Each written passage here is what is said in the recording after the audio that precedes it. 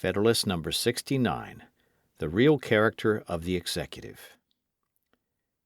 From the New York Packet, Friday, March 14, 1788. Hamilton. To the people of the State of New York. I proceed now to trace the real characters of the proposed executive, as they are marked out in the plan of the Convention. This will serve to place in a strong light the unfairness of the representations which have been made in regard to it. The first thing which strikes our attention is that the executive authority, with few exceptions, is to be vested in a single magistrate. This will scarcely, however, be considered as a point upon which any comparison can be grounded, for if in this particular there be a resemblance to the King of Great Britain, there is not less a resemblance to the Grand Seigneur, to the Khan of Tartary, to the Man of the Seven Mountains, or to the Governor of New York. That magistrate is to be elected for 4 years, and is to be re-eligible as often as the people of the United States shall think him worthy of their confidence. In these circumstances there is a total dissimilitude between him and a King of Great Britain, who is an hereditary monarch, possessing the crown as a patrimony descendable to his heirs forever. But there is a close analogy between him and a Governor of New York, who is elected for 3 years and is re-eligible without limitation or intermission. If we consider how much less time would be requisite for establishing a dangerous influence in a single state than for establishing a like influence throughout the United States, we must conclude that a duration of 4 years for the Chief Magistrate of the Union is a degree of permanency far less to be dreaded in that office than a duration of 3 years for a corresponding office in a single state. The President of the United States would be liable to be impeached, tried, and upon conviction of treason, bribery, or other high crimes or misdemeanors, removed from office, and would afterwards be liable to prosecution and punishment in the ordinary course of law. The person of the King of Great Britain is sacred and inviolable. There is no constitutional tribunal to which he is amenable, no punishment to which he can be subjected without involving the crisis of a national revolution.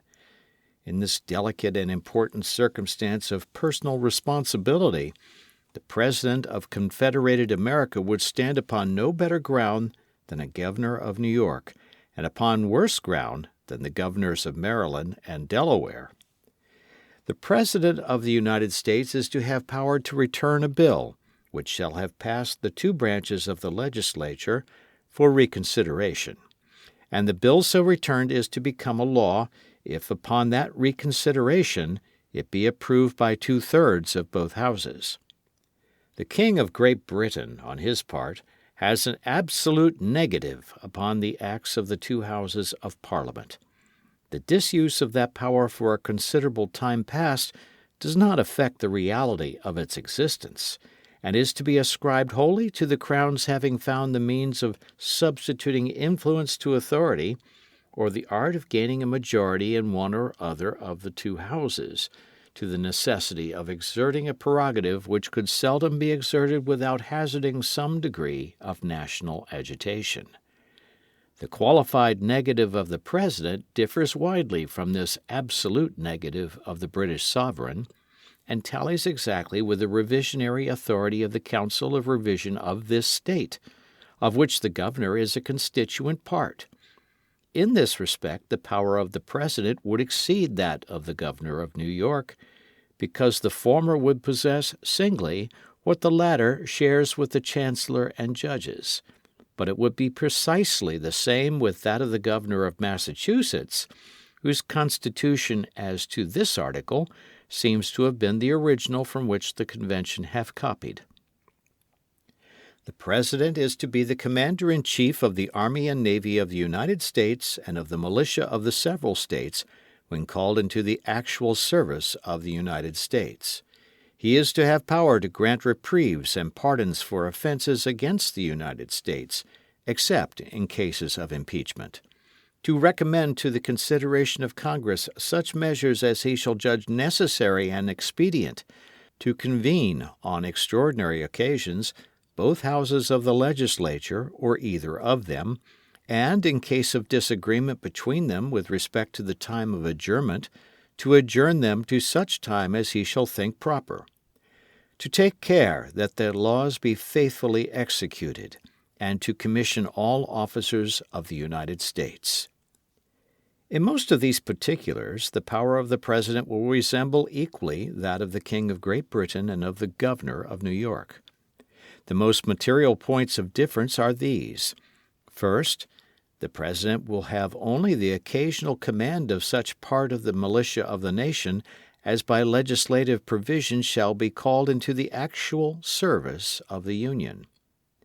The King of Great Britain and the Governor of New York have at all times the entire command of all the militia within their several jurisdictions.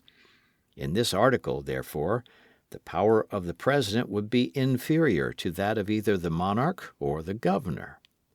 Second, the President is to be Commander-in-Chief of the Army and Navy of the United States.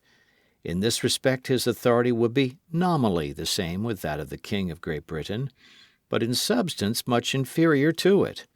It would amount to nothing more than the supreme command and direction of the military and naval forces as First General and Admiral of the Confederacy, while that of the British King extends to the declaring of war and to the raising and regulating of fleets and armies, all which, by the Constitution under consideration, would appertain to the legislature.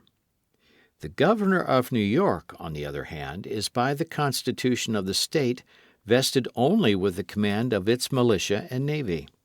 But the constitutions of several of the states expressly declare their governors to be commanders-in-chief as well of the army as navy, and it may well be a question whether those of New Hampshire and Massachusetts in particular do not in this instance confer larger powers upon their respective governors than could be claimed by a President of the United States. Third, the power of the President in respect to pardons would extend to all cases except those of impeachment. The Governor of New York may pardon in all cases, even in those of impeachment, except for treason and murder. Is not the power of the Governor in this article, on a calculation of political consequences, greater than that of the President? All conspiracies and plots against the government, which have not been matured into actual treason, may be screened from punishment of every kind by the interposition of the prerogative of pardoning. If a governor of New York, therefore, should be at the head of any such conspiracy, until the design had been ripened into actual hostility, he could ensure his accomplices and adherents an entire impunity. A President of the Union, on the other hand, though he may even pardon treason, when prosecuted in the ordinary course of law, could shelter no offender in any degree from the effects of impeachment and conviction. Would not the prospect of a total indemnity for all the preliminary steps be a greater temptation to undertake and persevere in an enterprise against the public liberty than the mere prospect of an exemption from death and confiscation if the final execution of the design, upon an actual appeal to arms, should miscarry? Would this last expectation have any influence at all when the probability was computed that the person who was to afford that exemption might himself be involved in the consequences of the measure, and might be incapacitated by his agency in it from affording the desired impunity? The better to judge of this matter, it will be necessary to recollect that by the proposed Constitution, the offense of treason is limited, "to levying war upon the United States and adhering to their enemies, giving them aid and comfort," and that by the laws of New York it is confined within similar bounds. Fourth, the President can only adjourn the national legislature in the single case of disagreement about the time of adjournment. The British monarch may prorogue or even dissolve the Parliament. The Governor of New York may also prorogue the legislature of this state for a limited time, a power which in certain situations may be employed to very important purposes. The President is to have power, with the advice and consent of the Senate, to make treaties, provided 2/3 of the senators present concur. The King of Great Britain is the sole and absolute representative of the nation in all foreign transactions. He can of his own accord make treaties of peace, commerce, alliance, and of every other description. It has been insinuated that his authority in this respect is not conclusive, and that his conventions with foreign powers are subject to the revision and stand in need of the ratification of Parliament. But I believe this doctrine was never heard of until it was broached upon the present occasion. Every jurist of that kingdom and every other man acquainted with its constitution knows as an established fact that the prerogative of making treaties exists in the Crown in its utmost plenitude, and that the compacts entered into by the royal authority have the most complete legal validity and perfection, independent of any other sanction. The Parliament, it is true, is sometimes seen employing itself in altering the existing laws to conform them to the stipulations in a new treaty, and this may have possibly given birth to the imagination that its cooperation was necessary to the obligatory efficacy of the treaty.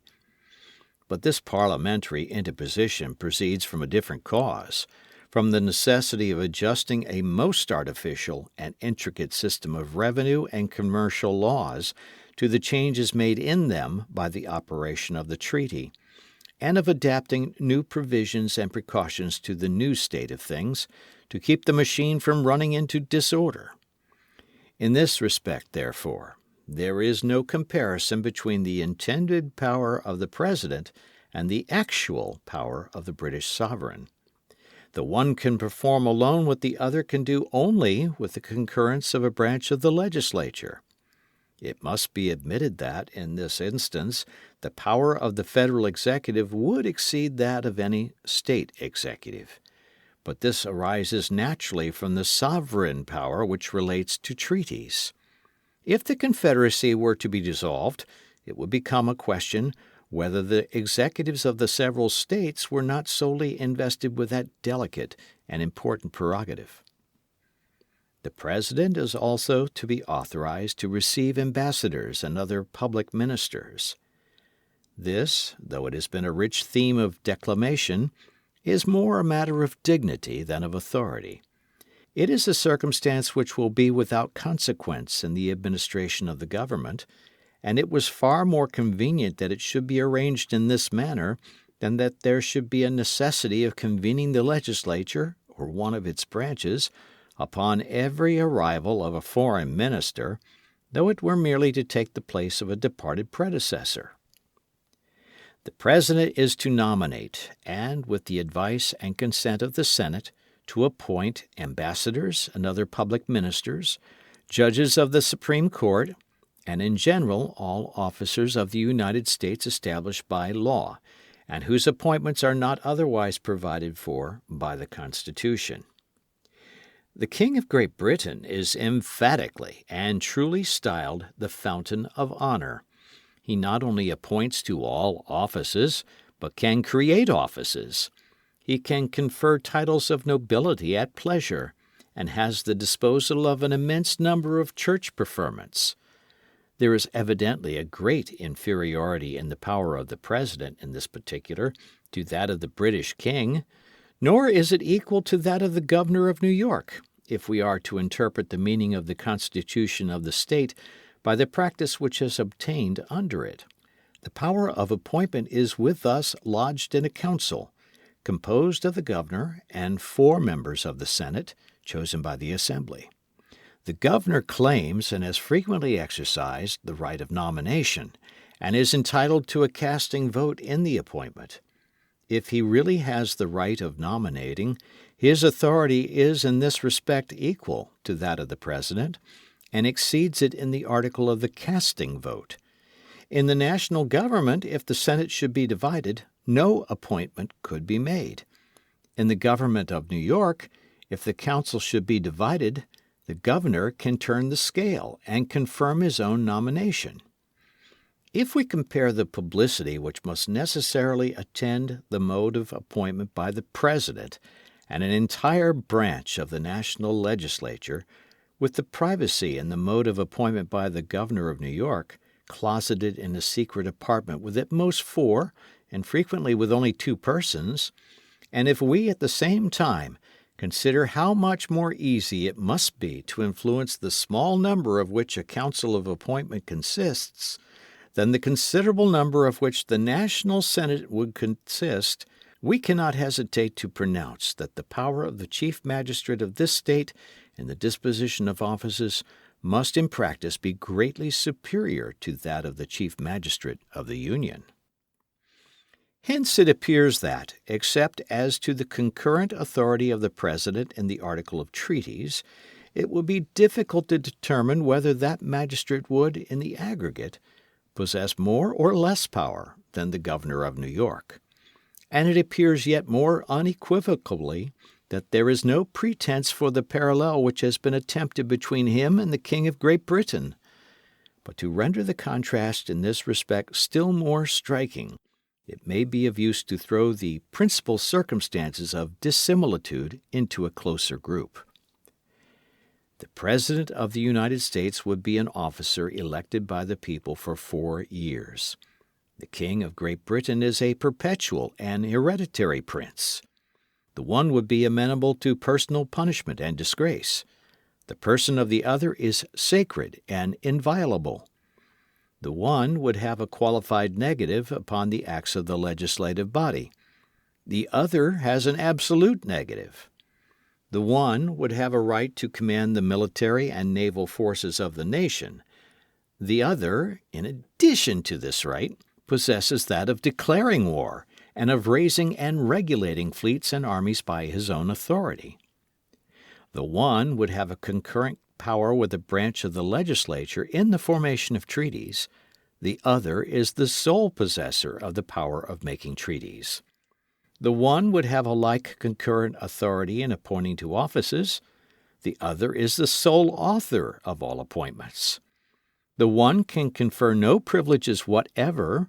The other can make denizens of aliens, noblemen of commoners, can erect corporations with all the rights incident to corporate bodies. The one can prescribe no rules concerning the commerce or currency of the nation. The other is in several respects the arbiter of commerce, and in this capacity can establish markets and fairs, can regulate weights and measures, can lay embargoes for a limited time, can coin money, can authorize or prohibit the circulation of foreign coin. The one has no particle of spiritual jurisdiction. The other is the supreme head and governor of the national church. What answer should we give to those who would persuade us that things so unlike resemble each other? The same that ought to be given to those who tell us that a government, the whole power of which would be in the hands of the elective and periodical servants of the people, is an aristocracy, a monarchy, and a despotism. Signed, Publius.